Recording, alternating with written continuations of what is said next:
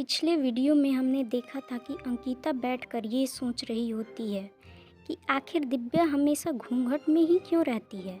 इतना सोचकर अंकिता जाकर अपनी माँ से पूछती है, माँ मुझे तुमसे कुछ पूछना है। पूछो अंकिता, क्या बात है।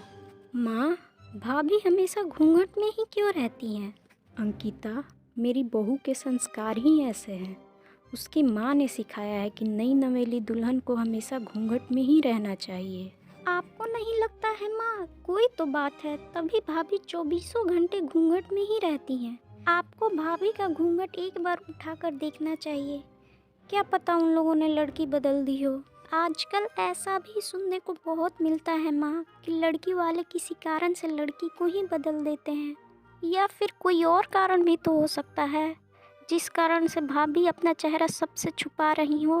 अंकिता बेटा, तुम कुछ ज़्यादा ही सोच रही हो। अगर ऐसा कुछ होता तो दीपक हम लोगों से ज़रूर बताता। मैंने दीपक को दिव्या की पहली बार मुंह दिखाई पर खानदानी कंगन देने के लिए कहा था।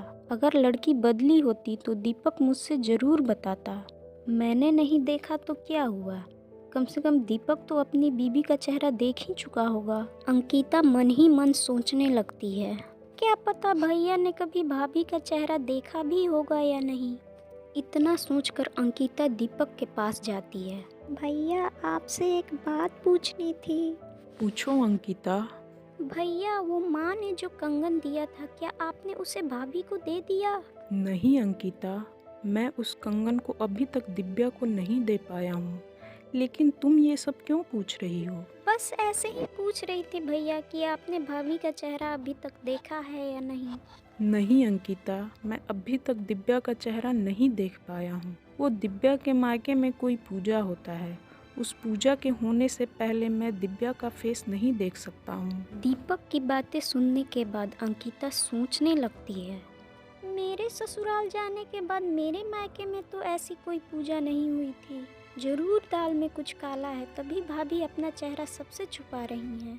मैं पता लगा कर रहूँगी कि आखिर भाभी अपना चेहरा क्यों छुपा रही हैं।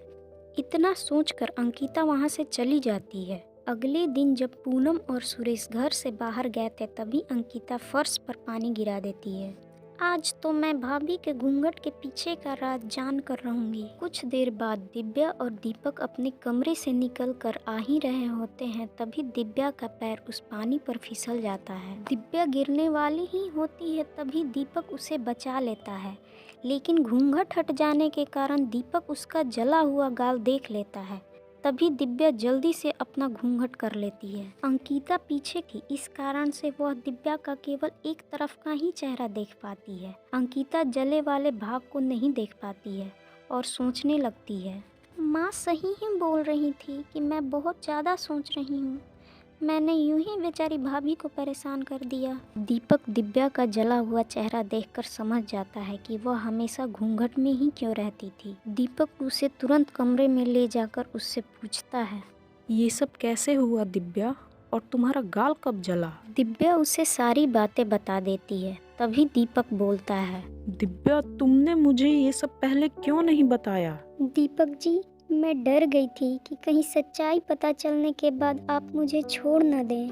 दिव्या, तुम मुझे इतने दिनों से जानती हो, क्या तुम्हें मैं एक ऐसा इंसान दिखता हूँ जो तुम्हें छोड़ दूंगा।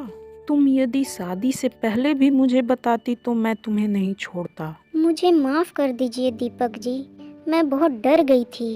अब तुम्हारे फेस का प्लास्टिक सर्जरी तुम्हारे माँ पापा नहीं बल्कि मैं कराऊंगा। तुम्हारे फेस को मैं एक अच्छे से अच्छे डॉक्टर को दिखाऊंगा। इसके बाद दीपक अपने घर में किसी को भी दिव्या के चेहरे के बारे में नहीं बताता है। वह दिव्या को कुछ दिनों के लिए दूसरे शहर लेकर चला जाता है और एक अच्छे से डॉक्टर से उसका प्लास्टिक सर्जरी कराता है। सर्जरी होने के कुछ दिनों बाद ही दिव्या का चेहरा फिर से पहले जैसा हो जाता है। इसके बाद घर आकर सबसे पहले दीपक दिव्या को वो कंगन पहनाता है और दिव्या से बोलता है, आज के बाद कभी भी कोई भी बात मुझसे कभी मत छुपाना।